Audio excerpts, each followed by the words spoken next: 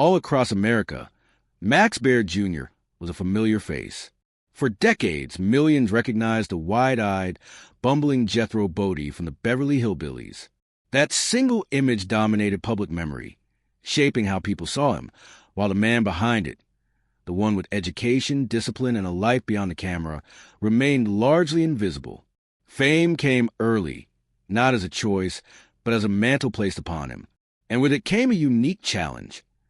Living under the weight of a persona so complete that few could see the man himself. Max Baer Jr. was born on December 4th, 1937, in Oakland, California, into a family already touched by notoriety. His father, Max Baer Sr., was a heavyweight boxing champion, a name regularly featured in newspapers and conversations. Growing up, Max Jr. lived in the shadow of that pre-existing fame.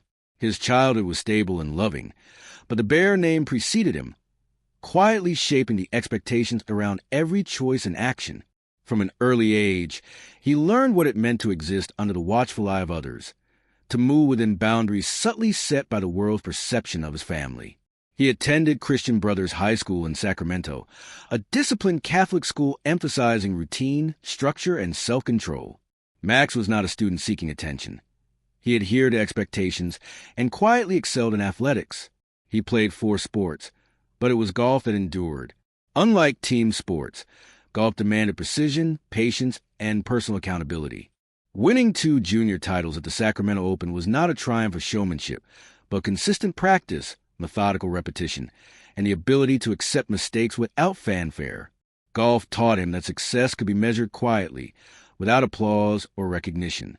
After high school, Max enrolled at Santa Clara University, studying business administration with a minor in philosophy. Business provided structure and practical understanding. Philosophy offered reflection, ethical inquiry, and questions about an individual's place in the world. These dual pursuits reflected a careful mind, grounded in reality, yet aware of life's deeper currents. Even in college, the Baer surname shaped social interactions. People recognized him, adjusted their expectations, and subtly reminded him that public perception would always be part of his reality. In the early 1960s, Max entered the television industry. His early appearances were small, functional roles in series like Maverick, Cheyenne, Hawaiian Eye, and Surfside 6. These fleeting parts, passers-by, minor characters, brief cameos, did not seek to showcase his personal identity. Instead, they offered steady experience and the trust of producers. Max learned the rhythms of television. The camera did not need him to be profound, only suitable. He adapted seamlessly, disciplined and reliable, yet invisible in the larger narrative of fame. Everything changed in 1962 when he joined the Beverly Hillbillies. For Max, it was just another job, but for viewers, it was transformative. Jethro Bodie, clumsy, naive, yet endearingly confident, was designed for instant recognition. Tall, awkward, and blissfully convinced of his own brilliance, Jethro's humor relied on timing and physicality. Max performed the role with precision, never adding layers or attempting to deepen the character. The audience adored him. Children imitated him. Adults referenced his name casually. Max Baer Jr. and Jethro Bodie became inseparable in popular memory. The show ran for 9 seasons, dominating ratings and embedding Jethro into America's cultural consciousness. Behind the scenes, Max remained steady and professional, punctual, prepared, and disciplined. Yet that very dependability became a double-edged sword. Typecasting set in. Offers outside the Jethro mold were limited to similar comedic, naive, or physically exaggerated roles. Off-screen, Max was thoughtful, logical, and capable of nuanced understanding. On screen, he was a symbol flattened into a single archetype. His personal identity had been compressed into a public persona. By the early 1970s, television tastes shifted. The rural sitcoms that had dominated prime time gave way to socially aware, urban programming.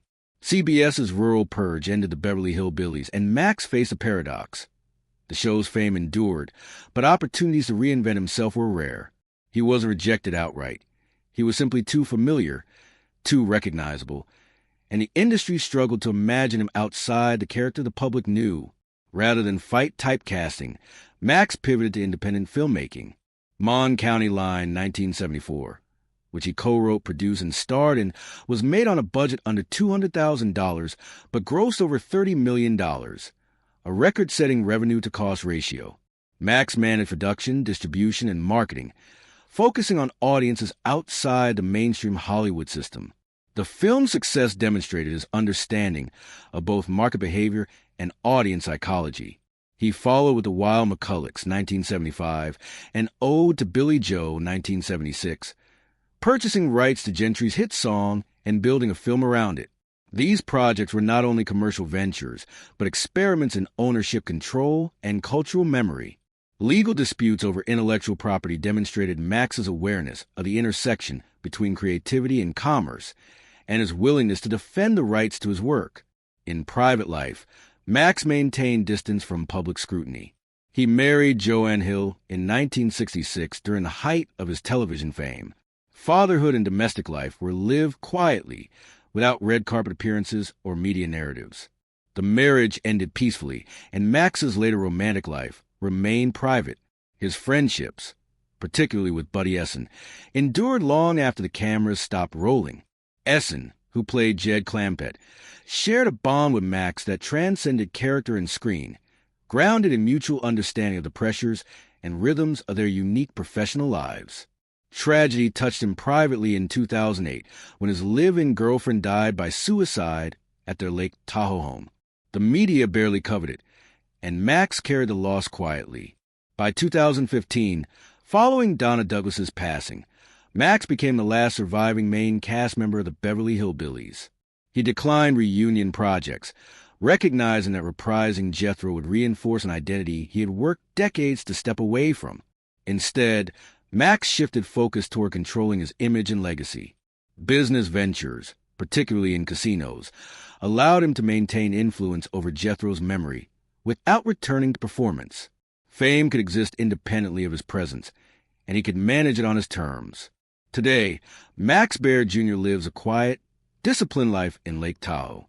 His days are structured around routines. Golf at dawn, reading, walks in the neighborhood.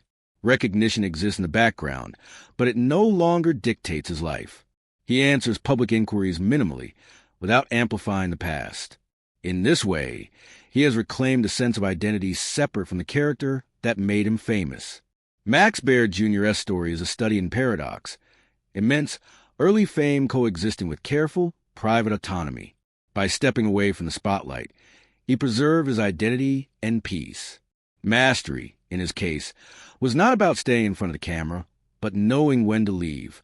Once, all of America believed they knew Max Baer Jr. Today, he lives on his own terms, quietly, deliberately, and fully human, beyond Jethro Bodie, beyond public expectation, and beyond the shadow of a role that once consumed him.